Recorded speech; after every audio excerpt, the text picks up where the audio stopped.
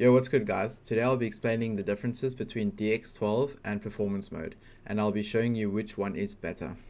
So there are many factors that it could depend on, but the main factors that it depends on is which GPU you have and which CPU you have.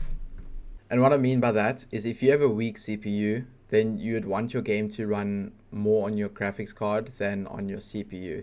So then it uses less of your CPU, because if you have a weak CPU, then your CPU won't be able to handle the game as well as your graphics card could. And the same is vice versa. If you have a good graphics card, then you would want your game to run more on your graphics card than your CPU. Therefore, it puts more strain on your graphics card and not your CPU. And in order for your game to run more on your CPU and more on your GPU, that's where choosing between DirectX 12 and performance mode comes in. So for performance mode, it uses more of your CPU than your graphics card. And for DirectX 12, it uses more of your graphics card than your CPU. So for my case, I use a strong graphics card, but a weak CPU. So I'll be showing you how DirectX 12 looks on my setup. Okay, so now I'm in a normal open map, and now you can see my average frames is above 200, between 200 and 300 basically. So I'll show you now. So this is how much my CPU is being used. It's being used 73%, and my GPU is being used like 75%, 74%.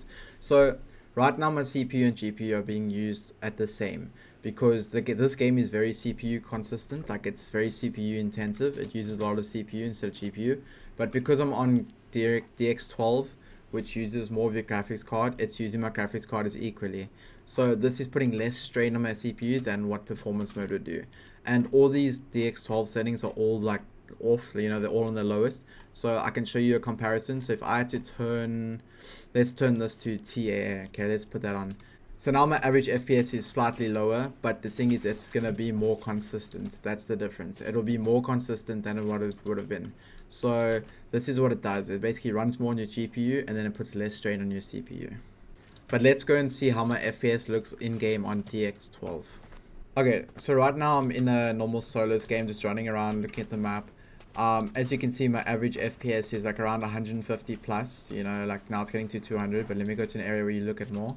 So my average FPS is like around 150, and this is a lot more consistent than performance mode, believe it or not. So my FPS isn't so jumpy, like it's jumping like around 20 to 30 FPS at a time, which is not considered a lot. So basically this is a lot more consistent than performance mode, but I'll show you what performance mode looks like with regards to the FPS. Okay, so now we are on performance mode, and as you can see, my FPS is going a lot higher than it was in DX12. But the problem is you can see how much it is jumping.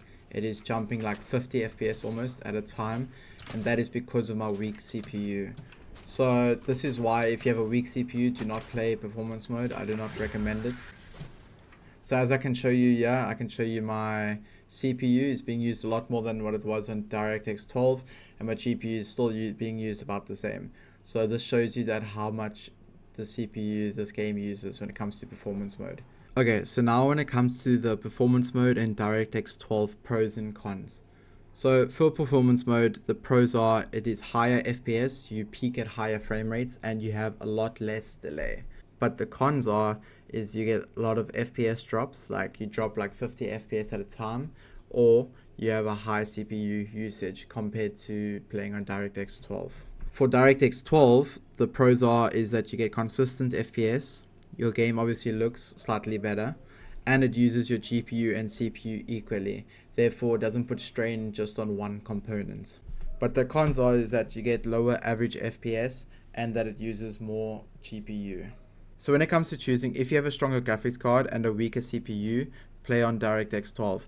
If you have a weaker graphics card and a stronger CPU, then play on performance mode. If your CPU and your GPU are both the same, then I recommend playing on DirectX 12, but at all low settings. Therefore, it uses your GPU and your CPU at the same pace. But if you don't know whether your CPU or your GPU is stronger, here is a site that you can go to. It's called Bottleneck Calculator. You go into the site. So yeah, you can put in the CPU that you have. As of I've got a Ryzen 5 5500, and your graphics card, we have a RX 6700 XT. Then you go to proceed to calculation, and it will tell you right over here. Yeah, it says AMD Ryzen 5 5500 is too weak for my graphics card. But I hope this video helped you guys choose which would be better for you and helped you understand everything. But if this video helped, please drop a like and subscribe, and I'll see you guys all in the next one.